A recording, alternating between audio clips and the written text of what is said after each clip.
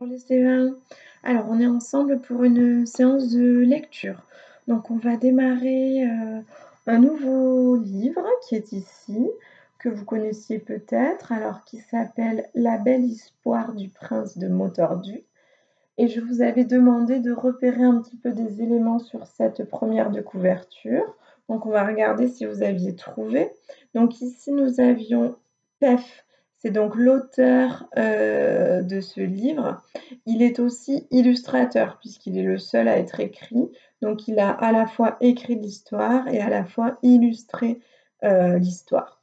Ici, c'est ce qu'on appelle le titre, La belle histoire du prince de Motordu. Et ici, on avait ce qu'on appelle l'illustration. Donc là, sur cette première de couverture, nous n'avions pas l'éditeur comme habituellement. L'éditeur, je le trouvais dans la page qui était ici, la page de titre. Et donc l'éditeur, c'est Gallimard Jeunesse. Mais ça, vous n'aviez pas à le trouver.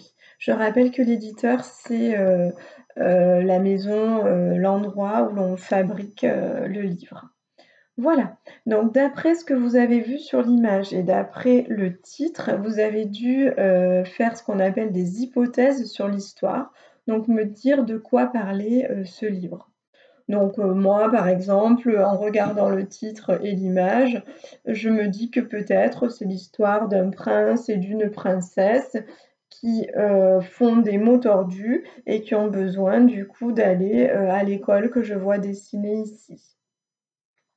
Ou alors, je pouvais me dire, tiens, je vois plein de boutons, une école, bah tiens, peut-être que ce prince et cette princesse vont aller dans une école pour apprendre la couture. Voilà, donc vous pouviez émettre plein d'idées différentes, vous en aviez sans doute d'autres sur l'histoire que l'on va trouver dans ce livre.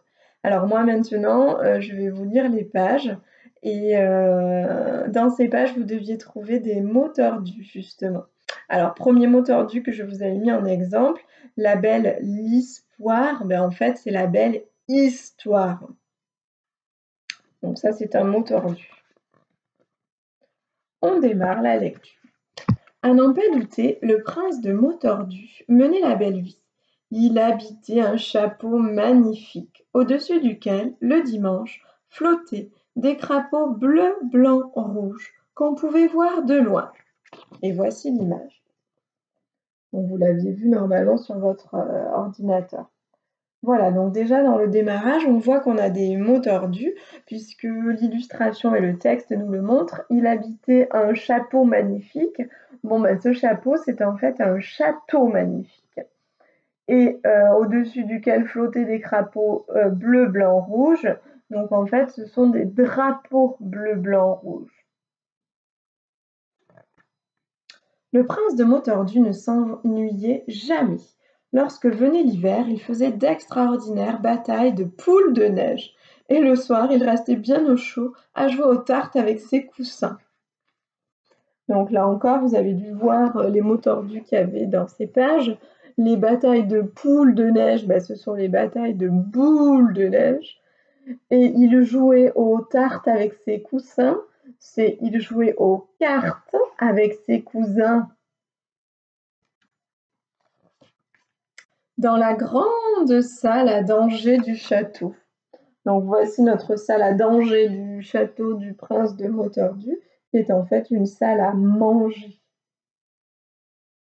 Vous regarderez bien l'image, il y a plein de dangers qui se cachent à l'intérieur. Le prince vivait à la campagne. Un jour, on le voyait mener paître son troupeau de boutons. Le lendemain, on pouvait l'admirer filant comme le vent sur son râteau à voile. Alors, paître son troupeau de boutons, ben en fait, c'est son troupeau de moutons. Et filer sur son râteau à voile, c'est plutôt son bateau à voile.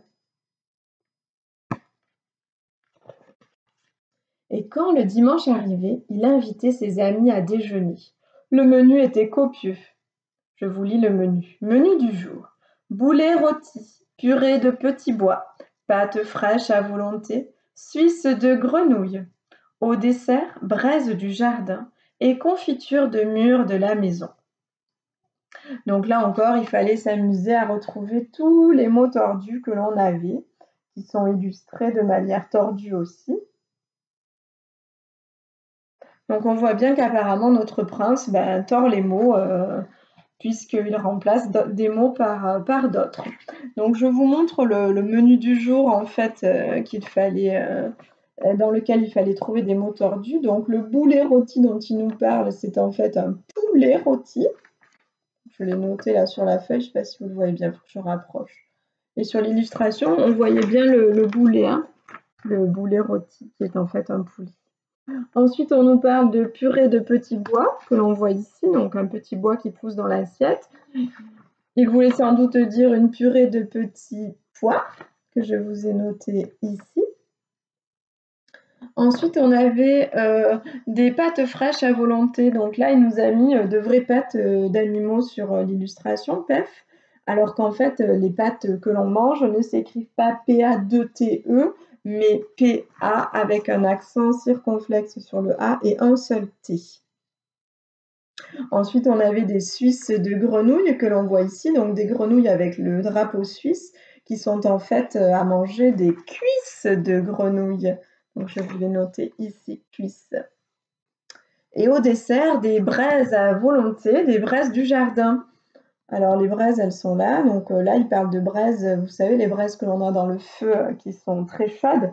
On ne mange pas des braises du jardin en dessert, mais plutôt des fraises du jardin.